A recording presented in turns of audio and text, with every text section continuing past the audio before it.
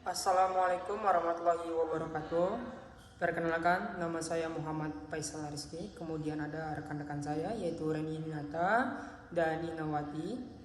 Di sini kami akan menjelaskan tentang e-government yang terdiri dari definisi, kemudian tujuan, manfaat, dan juga tantangan, dan selanjutnya juga contoh implementasinya. Langsung saja, pertama adalah definisi. E-government merupakan kependekan dari elektronik pemerintah. E-government biasa dikenal e-gov, pemerintah digital, online, atau pemerintah transformasi. E-government adalah suatu upaya untuk mengembangkan penyelenggara kepemerintahan yang berbasis elektronik, suatu penataan sistem manajemen dan proses kerja di lingkungan pemerintah dengan mengoptimalkan pemanfaatan teknologi informasi dan komunikasi. E-government adalah penggunaan teknologi informasi oleh pemerintah untuk memberikan informasi dan pelayanan bagi warganya, urusan bisnis, serta hal lain yang berkenaan dengan pemerintahan. E-government dapat diaplikasikan pada legislatif, kemudian yudikatif atau administrasi publik untuk meningkatkan efisiensi internal, menyampaikan pelayanan publik atau proses kepemerintahan yang demokratis. Kemudian selanjutnya yaitu ada 3 model penyampaian. Yang pertama government to citizen atau government to customer G2C. Kemudian yang kedua ada government to business atau G2B. Kemudian government to government atau G2G.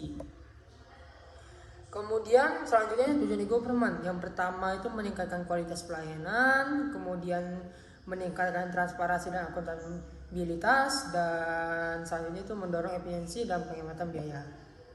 Untuk selanjutnya manfaat e-government yang akan dijelaskan oleh rekan saya yaitu Randy Dinata. Baiklah, selanjutnya saya Randy Dinata ingin melanjutkan tentang manfaat dari e-government. Yang pertama itu adalah di mana informasi dapat dicari tanpa harus secara langsung datang ke kantor pemerintahan.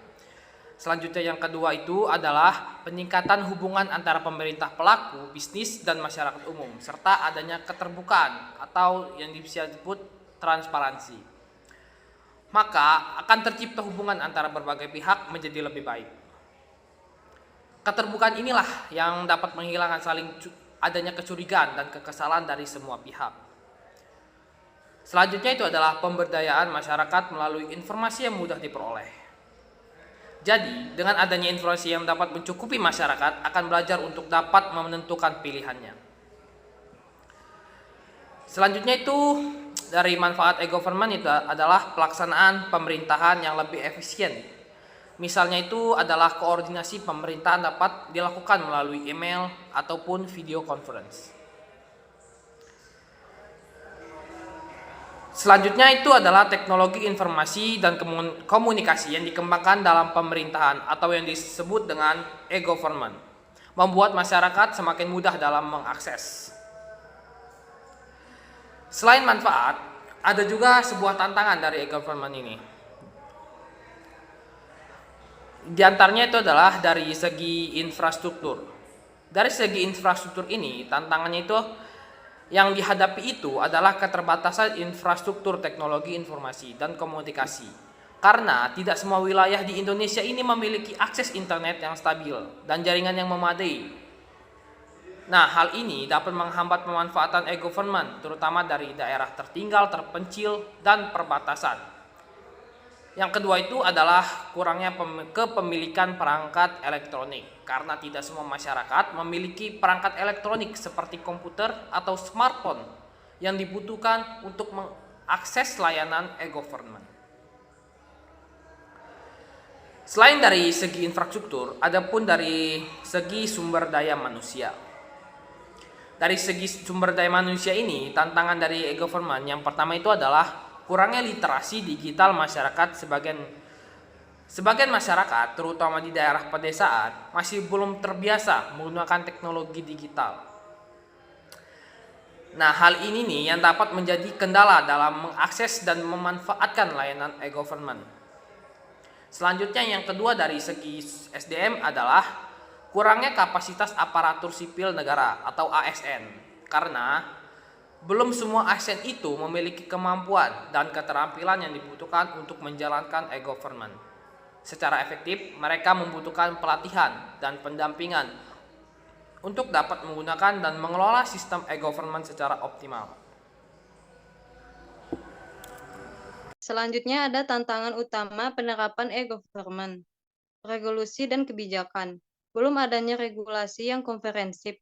Regulasi yang mengatur pelaksanaan e-government masih belum sepenuhnya terintegrasi dan komprehensif.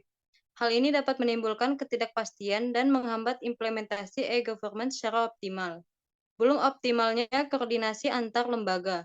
Koordinasi yang kurang optimal antara pemerintah pusat dan daerah, serta antar lembaga pemerintah, dapat menghambat pengembangan dan pemanfaatan e-government secara terpadu. Lalu ada keamanan. Ancaman keamanan siber. Sistem e-government rentan terhadap serangan siber yang dapat menyebabkan kebocoran data atau gangguan layanan. Penting untuk meningkatkan keamanan siber untuk melindungi data dan privasi masyarakat. Dengan mengatasi berbagai tantangan tersebut, Indonesia dapat mewujudkan e-government yang efektif dan memberikan manfaat yang optimal bagi masyarakat dan pemerintah. Next.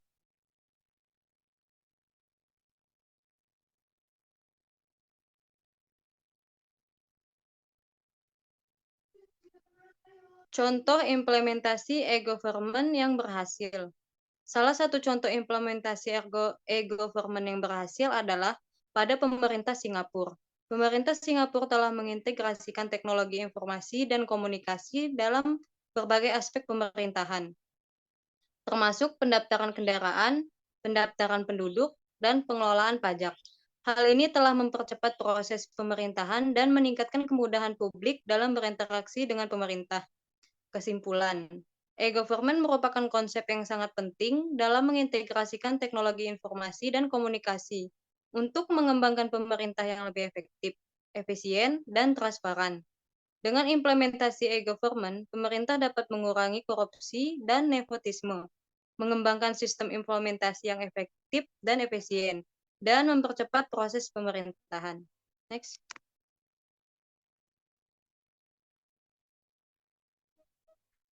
Di sini ada kesimpulan. E-government merupakan konsep yang sangat penting dalam mengintegrasikan teknologi informasi dan komunikasi untuk mengembangkan pemerintah yang lebih efektif, efisien, dan transparan. Dengan implementasi e-government, pemerintah dapat mengurangi korupsi dan nepotisme, mengembangkan sistem informasi yang efektif dan efisien, dan mempercepat proses pemerintahan.